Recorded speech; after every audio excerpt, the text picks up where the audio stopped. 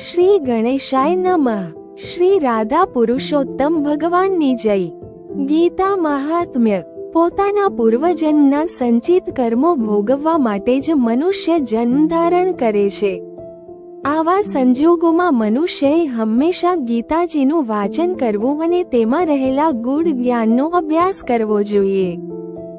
જે મનુષ્ય ગીતારૂપી પવિત્ર જળમાં સ્નાન કરે છે, ડૂબકા મારે છે, તેના સઘળા બંધનો છેદાઈ જાય છે અને તેને કદી પણ કર્મબંધનો લાગતા નથી. પાપોનો સમૂળ નાશ થાય છે. બધા જ ઉપનિષદો એ ગાયનું સ્વરૂપ છે તથા તે ગાયને દોહનાર ગોવાળ તે ભગવાન શ્રી કૃષ્ણચંદ્ર છે. અર્જુન તે ગાયના વાછરડાનું સ્વરૂપ છે અને આ ગાયનું સત્વરૂપી દૂધ તે ગીતારૂપી મહાન અમૃત છે. આ જગતમાં ગીતા એ જ એક શાસ્ત્ર છે. દેવકીના પુત્ર એવા ભગવાન શ્રીકૃષ્ણ જ એક દેવતા છે. શ્રીકૃષ્ણનું નામ તે જ એક મહામંત્ર છે અને ભગવાન શ્રીકૃષ્ણની સેવા એ જ એક કરવા યોગ્ય કર્મ છે. એકવાર આ બાબતમાં પૃથ્વીએ ભગવાન વિષ્ણુને પૂછ્યું, હે જગતપતિ, જગતના જીવોમાં આપની ઉત્કૃષ્ટ ભક્તિ કેવી હોય છે તે મને જણાવો.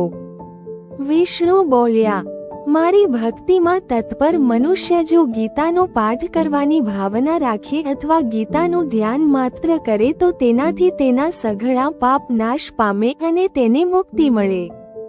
જે સ્થાનમાં ગીતાજીનો પાઠ થતો હોય અથવા તેના પુસ્તકનું પૂજન થતું હોય તે સ્થાનમાં ગંગાજી જેવા સઘળા તીર્થો, દેવલોકો, ઋષિમુનિઓ, યોગી પુરુષો, ગોપીઓ, ગોવાળિયાઓ, તક્ષક, કાલિય વગેરે સર્પો, ઉદ્ધવજી, નારદજી વગેરે મારા પાર્ષદો સહિત હું નિવાસ કરું છું.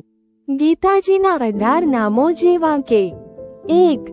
ગીતા, 2. ગંગા, 3. ગાયત્રી, 4. શિવા, 5. સત્યા, 6. સરસ્વતી, 7. બ્રહ્મવિદ્યા, 8. બ્રહ્મવલ્લી, 9. ત્રિસંધ્યા, 10.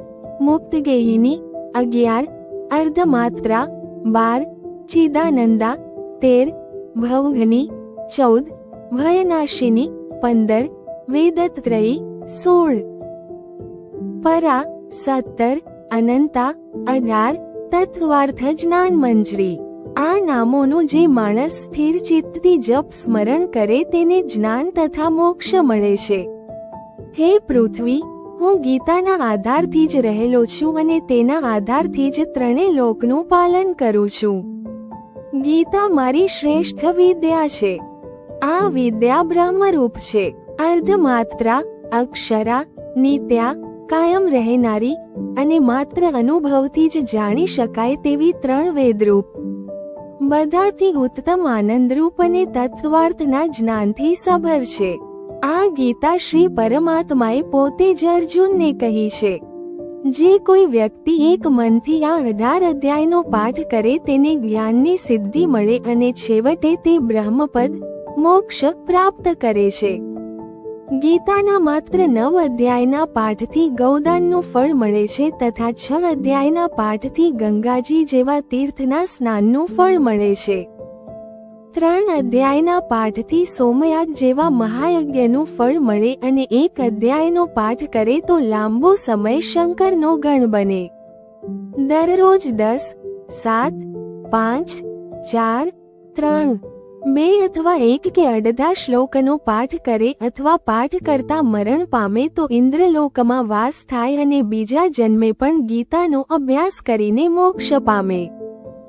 ગીતાનો અર્થ સાંભળે અથવા મનન કરે તે જીવતા જ મોક્ષ પામે અને પરમપદ મેળવે. જનક વગેરે પણ તેનાથી જ પરમપદ પામ્યા છે. જો માણસ ગીતાનો પાઠ કરે પણ મહાત્મ્યનો પાઠ ન કરે તો તેનો પાઠ નકામો જાય. મહાત્મ્ય સાથે ગીતાનો પાઠ કરે તેને પાઠનું ફળ પણ મળે અને ઉત્તમ ગતિ પણ મળે. સૂત પુરાણી કહે છે, હે ઋષિઓ, મેં તમને ગીતાનું આ સનાતન મહાત્મ્ય જણાવ્યું છે. ગીતાનો પાઠ કર્યા પછી જે આ મહાત્મ્યનો પાઠ કરે તેને પાઠનું ફળ અવશ્ય મળશે.